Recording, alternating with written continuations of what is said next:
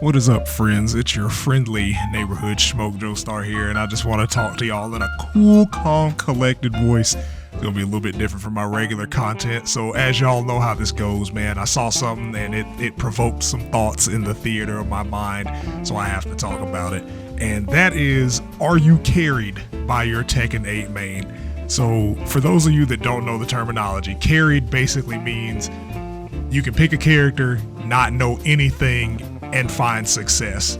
And that may have been the case when we didn't really understand fighting games. So like back in the day, I'm gonna take y'all on a little trip before I get into the main topic. So back in the day, we used to call things priority, and that basically meant, you know, if I do this move, it's either gonna lose or always win against another move that another character does. And that was before we understood things like hitboxes, hurt boxes, frames, advantage, disadvantage, neutral. That was before we understood all of that. So if I picked Sagat in Street Fighter 2, or if I picked Yun in Street Fighter 3, or who was really good, Bruce back in the Tekken 2 days, then there wasn't really many options that characters had against their game plan, so they would basically steamroll you.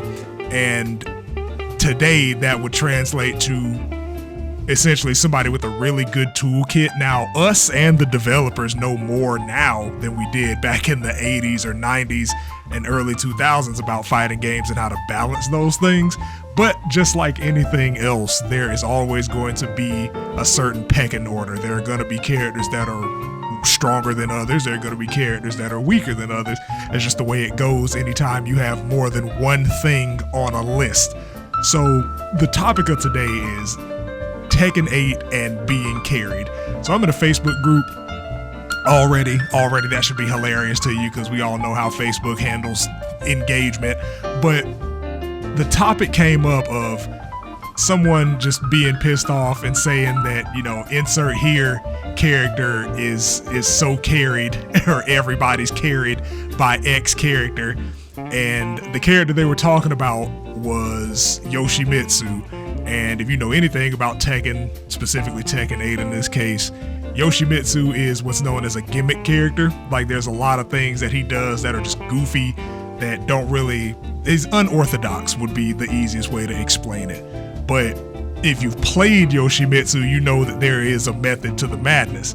So he's a stance character. He has moves that he can only do in certain stances, and moves that transition into his other stances.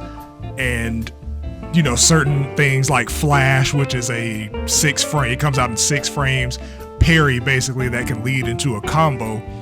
And that particular player was getting frustrated by Yoshimitsu, and that's fine. We all have characters that we struggle against or that piss us off when we play against them. Mine is Nina, Kazuya for some reason. I don't know why. I feel like Kazuya is really strong in this game, but Nina, Kazuya, Lily, and Xiao Yu. Those are the characters that I kind of struggle with. So I'm just like, you know, I kind of gotta be on my P's and Q's when I play against them because they are incredibly strong. Now, if those characters could carry, that would mean two things. The first thing, that the vast majority of these characters would be the ones that you see. And granted, there is some validity to that, but that doesn't make that point objectively true. So you probably seen a lot of Dragunovs, a lot of Fings, a lot of Xiao Yus, especially once you get to the upper ranks. And that's because those characters have really good toolkits. But what they don't teach you is things like fundamentals, spacing, neutral control, the finer mechanics of the game, things of that nature.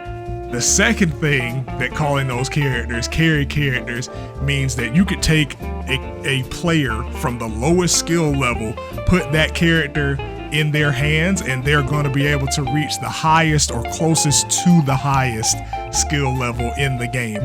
So I could take a beginner player who's never played Tekken 8 is their first game. I could hand them Dragunov and they would be we'll just say Tekken God by the end of the week, because God of Destruction is the highest rank, but we'll just say Tekken God. They would be Tekken God by the end of the week because the character supposedly does all the work. This is not the way to approach strong characters or dealing with strong characters.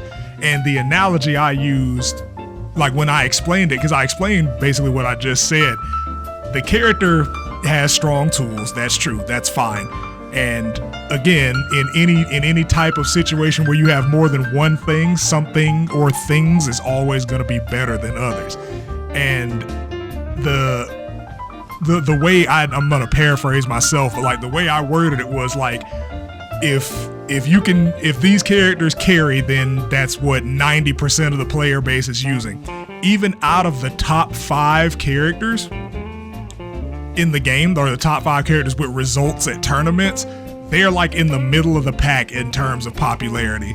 Like I'll look up a list and put it in the video right here of like the popularity data to see what it's been. But a lot of the top tier characters or characters that are really good aren't really like in the top 5 of popularity picks. Some of them are up there, a lot of them are not, and then the characters that are low on the popularity scale are arguably just as good as the characters that everybody says is carried or carries the other players. And I mean Hwoarang, right? And the amount of people that I've seen that call Hwoarang a dumb character or brain dead or anybody can play Hwoarang is just staggering. Like, we're talking about Hwoarang, the character that has a singular move that tracks to the left, the character that has no safe on block lows, the character whose optimal combos usually require about 3 stance transitions, and at any point in the combo, if your timing is off, you will drop the combo at any point. He's not a singular button press combo character. That is not true. But either way, getting back to the carried topic. So if you're struggling to beat a character, that's totally fine. Everybody does. I don't want y'all to think that that's gonna stop at any point for any reason just because, you get better at the game. There are still characters that have really good toolkits. That doesn't mean that, the player is carried by the character. That just means they learned how to use the toolkit just like anybody else, and they learned how to use it the best. If you know that a character has a really good toolkit and you're refusing to play them, that's kind of your decision. I mean, kudos to you. There's no award for, having this self-contained sense of honors that I'm not playing a top tier. Like, okay, congratulations, man. Like, neither am I don't care. But I'm learning my character, and I'm gonna use what my character has to the best of my abilities. And it's weird, man, because there's this weird place that people get to where they run into a certain character and then they go online and they see enough people calling this character carried, so like it shifts the blame from I'm not playing well enough to this character is just that good and I'll never beat it. Like, there are so many people in this group that are just like, I won and done this character, or if I see this character I'm plugging immediately, and you're missing out on the opportunity to learn. So I play Hwoarang again. Hwoarang, he has some solid tools. He's not a top 5 character. I don't even think Hwoarang's really a top 10 character. If we're going by like S being top tier, C being bottom, Hwoarang is probably like bottom of A. He doesn't really have any bullshit. There's knowledge checks because he is a stance character, but like there's nothing that Hwoarang does that's just like, oh my god, I can't beat this. Like, down 1 stops all of his stance transitions. You can duck 3-4 now if you block it. It doesn't jail anymore. A lot of his strings from flamingos are highs, so you can duck those. And again, if people see you adapting to their pressure, they're gonna adjust the pressure. That's how that's supposed to work. Like, I think people just want to like always have advantage, and the minute that a character has something that takes them out of advantage or resets neutral, then they call the character broken, or they say that the player is carried. Now, there are some characters that are or some players that are in the upper ranks because of the way the ranked system works, the way the points distribution works, and that we could have that conversation, because the minute that you stop their game plan, they just absolutely fall apart. Like there's an Alyssa that started every round with heat burst, and then she would follow it up with high chainsaw, mid chainsaw, and attempt a 1+2 throw. That's what she did every round. Once I caught on to it, she just backed up. Like she just straight up backed up the entire game, and I just hit her with mix-ups after that. But this notion that like these characters are just gonna take a player who doesn't have footsies, who doesn't know their counter hit combos, who doesn't understand frame data, who doesn't have frame traps, who has bad movement, the character is not going to give you those abilities. The character is not going to give you those skills. Like those are things that you have to learn in your own time and apply them to the character. Is it easier for some characters? Absolutely. Like I will not deny that. I would be an idiot to deny that. But those characters have their own caveats, their own quirks to how they work and how they utilize the toolkits. I think the only real exception may be like Jun or Dragunov, because like there are some situations that are really hard to get out of. I won't say impossible to escape, but Jun, I feel like honestly Jun's just playing a completely different game sometimes.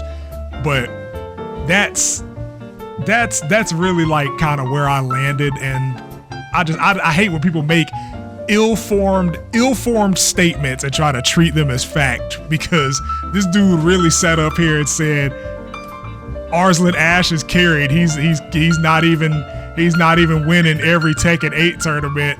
And somebody was like, bro, he plays Nina right now. and the original poster's response was like, oh yeah, the hop kick spammer. And I'm like, brother, if you're getting hop kick spam, that means you're doing way too many readable lows, or you just don't understand when it's your opportunity to attack. I struggle against Nina, and even then, I know for a fact, like doing a low, an obvious low against the character with a hop kick is just dumb. Like Jin has his can kicks, the down 3+4 kicks. Lars has an orbital. Brian has an orbital. So if you're gonna do lows, you have to condition them to block mid or block standing. And like, yeah, there's this weird sect of the community that treats their own personal shortcomings as flaws of the game. And that is, I'm telling y'all, that is 100% not the case. Does Tekken 8 have some bullshit in it? Yes, the hitboxes are still weird. The throw tracking is still there. I think armor needs to be completely removed from supers. Like, that makes no sense to me. Heat Smash did get nerfed. You can sidestep it now, but I think that shit needs another damage nerf. There are things that the game could work on, but for the most part, like, everything in this game is still you. It's still your fault. And that's like the double-edged sword of fighting games. Like, when you don't have teammates to blame, people start blaming the game. And Tekken, outside of a very few quirks, like a handful of quirks, is probably the most balanced fighter out there. It consistently has been, really. Like, there are characters that, you know, outperform others, or characters that get picked more, but everybody has the potential to win. Like, I'm almost certain that throughout Tekken 7, every character on the roster saw top 8 representation at one point. Might not have been popular. I remember Rangchu went on a tear with Panda back in Tekken 7. So, like, there's something for everybody. It just depends on the amount of work that you're willing to do, man. But let me know how y'all feel in the bottom. Am I wrong? Down in the comments. Am I wrong? Am I right? Y'all rocking with that? Who y'all main? Actually, that's a really good question, because that'll kind of determine how you feel about the whole carrot conversation. But either way it goes, man, I don't know nothing. I'm just a dude with an internet connection. Enjoy the rest of this gameplay, and I'll see y'all in the next video. Peace. Round 1. Fight.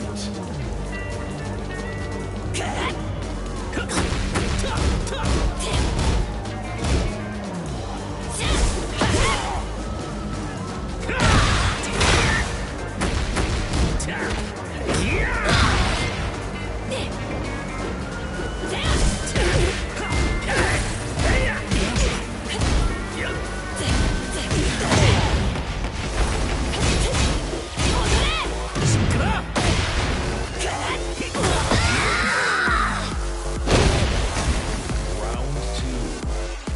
Fight.